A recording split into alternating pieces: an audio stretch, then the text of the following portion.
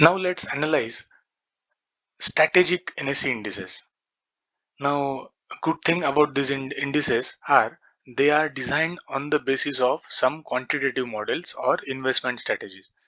You can read more details on this link, huh? and and even though they are launched lately, they are back calculated from the base date. So for example, let's say one strategic index is launched on, let's say, year 2018, but due to the definition is in the format of some mathematical model, it can be back calculated, let's say, from year 2006 or 8. So we have enough data to evaluate all these strategic indices on the basis of 15-year SIP rolling returns. Now let's understand the name of this strategic indices by this example. Now this Nifty 200 represents the parent Nifty index.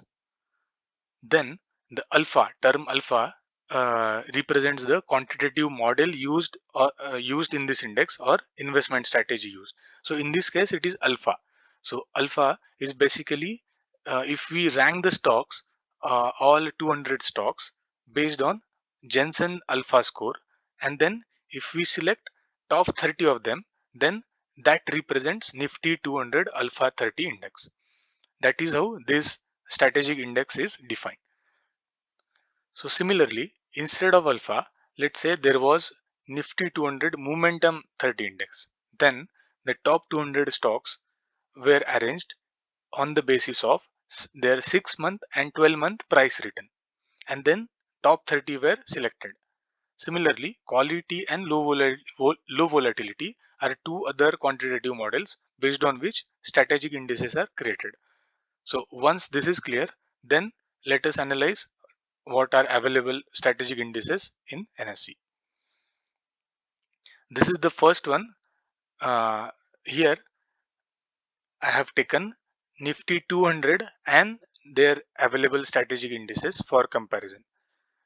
You can see all the three strategic indices are consistently beating the parent index, and especially the Nifty Momentum 30 and Nifty Alpha 30 are means the difference is constant throughout the time frame that we are considering.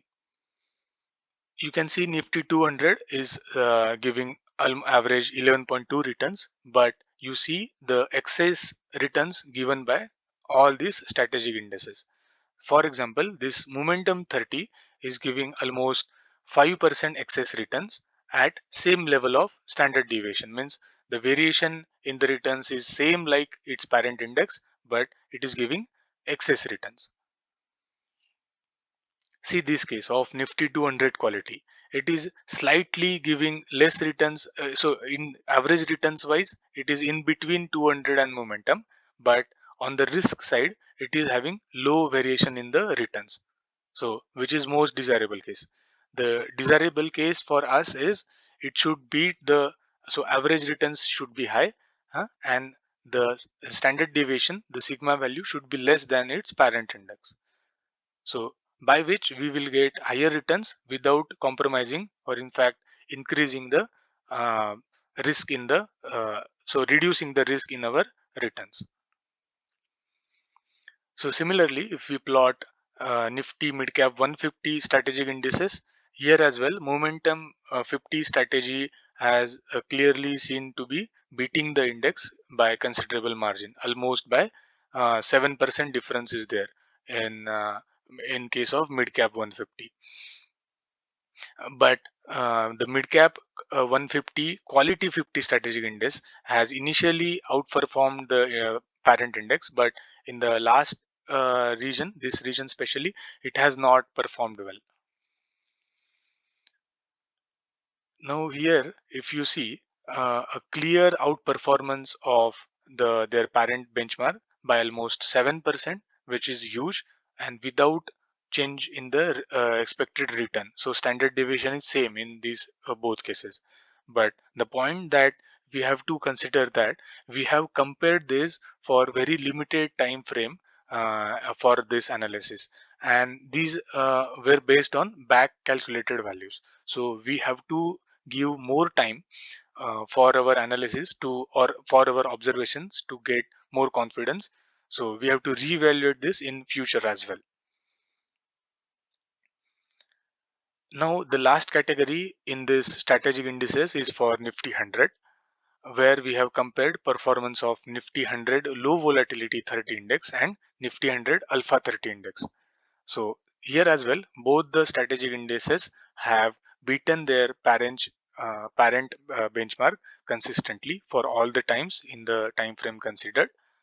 And if you look at in the form of box plot, this is very desirable case for us. That is Nifty 100 low volatility 30. See, it is already selecting stocks from Nifty 100, that is large cap. It is selecting low volatile stocks. So by definition, it should reduce the return risk. So as by definition, it is giving less variation. So risk is reduced, but counterintuitively, it is giving us on an average higher returns than their parent index. So see, it is giving 2% higher returns than parent index. So this is completely counterintuitive. We have always been told that high risk, high rewards, but this is that one exceptional case where we are getting higher returns with less risk. And finally, we put all our analyzed all our indices till now in single plot, where this black box represents the broad base index, this green box represents the strategic indices, and you can compare all of them in one go to make your observations on the basis of the return metrics, average return metrics, and the risk, that is standard deviations.